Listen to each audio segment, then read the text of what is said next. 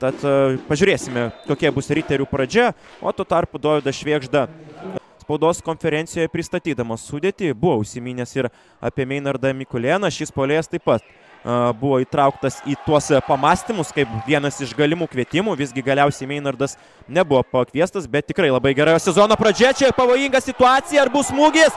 Smūgis yra ir 1-0.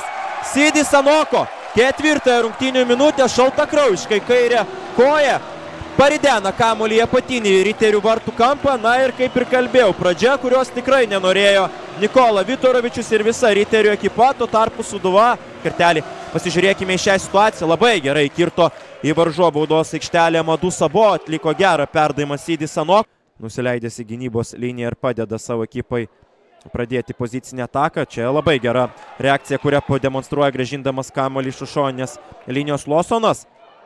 Uzočiukvu, baudos aikštelėje, smūgis į vartus ir puikus įvartis vidinė pėdos dalimi, būtent tikslumu sugeba pasižymėti Henrį Uzočiukvu, nuspręsdamas, jog šiame epizode visiškai nėra prasmės naudoti daug jėgos, ir Henry demonstruoja savo meistriškumą visiškam knockdowne.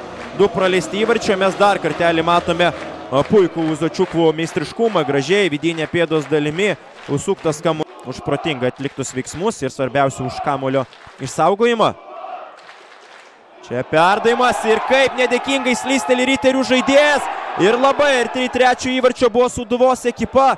Na tikrai labai geros progos šioje situacijoje neišnaudoja Sūduva. Riterių ekipos žaidėjas Hakansonas ir gerą labai progą turėjo Franklinas Tangery, pasižymi geromis greičio savybėmis ir kurie gali pridaryti nemažai problemų Riterių gynybai. Zenkevičius nusprendžia be rizikos siųsti kamuolį priekį ir labai geras perdavimas ir gali būti rezultatyvus perdavimas. Taip ir yra, 3 įvartį pelno Franklinas Tangery.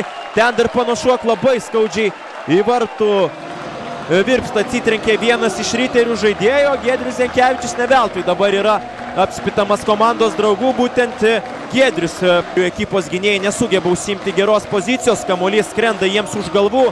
Artiomo Šankinas taip pat palieka savo aikštelį ir ten labai šiek tiek aukščiau viršų arba Andrius Kaulinas arba Laifas Estevizas, o čia tuo tarpu Dovydas Švėgžda suteikia leidimą pradėti.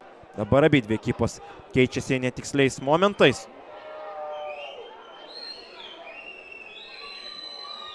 Perdavimas link Mikulėno. Mikulėno kamuolys nepasiekė, bet Riteriai ir toliau su juo. Armando Šveistrio smūgis į vartus ir 3-1.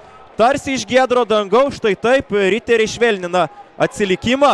Armando Šveistrys iš už baudos aikštelės atlieka tikrai labai. Dar kartelį šio epizodo pakartojimas. Laifas Estevizas įsirašo į savo sąskaitą rezultatyvų perdavimo. Vilniaus Žalgirį taip pat 12-ame ture prieš Alytaus Dainavą bei 13-ame ture, tai yra paskutiniajame ture prieš Telšių Džiugą. Sūduva su kamuoliu visai netoli varžovų baudos aikštelės. Pirmieji Lakitomo prisilietimai prie kamuolių. Iš karto nusprendė puolėjas pabandyti savo laimę, pelnęs labai lengvą įvartį. Stankevičius, smūgis iš labai toli. Šankinas priverstas reaguoti. Ir pavyksta uždirbti kampinį perdavimo. Ten turėjo sudirbti Artiomo Šankinas, taigi baigė savo pasirodymą Amaras Haidara. Vietojo aikštėje pasirodo 11-asis numeris Idrisas Momo. Už vartų esantį tinklą, bet ir už tribūnos esančią tvorą. Na, tikrai galingai čia nusprendė šauti šį žaidėjas. Ir vėl su kamuoliu varžovų baudos aikštelėje. Dar kartelį šio įvarčio pakartojame. Štai čia apgaulingas judesys prieš Stankevičių ir nuo Milano Rutkovskio. Štai taip atšokęs kamuolys įskrieja. Pijus Bičkauskas tai taip pat jau jam nėra pirmasis pasirodymas šiame sezone. Yra sužaidęs keletą kartų, o tai yra paskutinis vaizdas, kurį matome šio vakaro rungtynėse, nes Dovydas Švėgžda fiksuoja šių rungtynių pabaigą Marijampolės futbolo arenos stadione. Taigi sūduviečiai švenčia pergalę